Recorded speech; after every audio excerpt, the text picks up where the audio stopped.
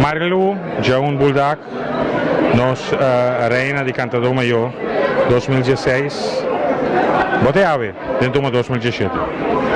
Sim, correto.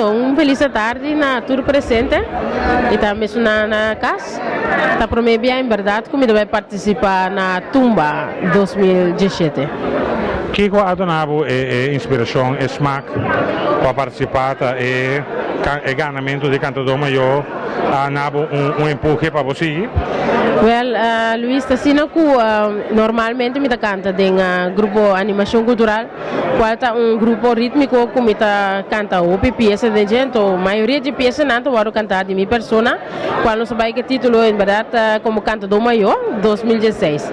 Depois de Cantador Maior, me segui para canto para Corsou, qual me apresentar tumba também e mirando em dezembro também me lança a parada de fim de ano, qual também está éxito, mirando curto tempo como lancei, então de bina saúde, mino para assim hopi na parte aqui para me por vender isso aqui, não?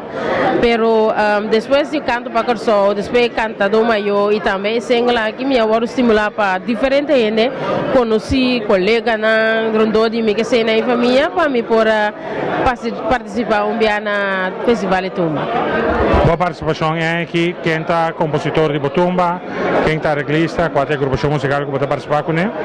Lo me guardo acompanhar para Classic XD e é composição de minha mesma persona e melodia, então Geo Basilio é a persona que arregla isso aqui. Que é o título de Tumba? Marca Passo. Marca Passo, acabei também Marca Passo, e o público tem de bailar Marca Passo, que te vira? Não, está sendo que o título Marca Passo, no momento que me apresentar a peça aqui, me rede outro ângulo, qual está passo a passo, nós logra algo diariamente de nossa vida personal. Não está sendo que 1, 2, 3 é costa vai, então me trazer de uma fantasia de festa de carnaval, qual nós vamos marcar e passo não.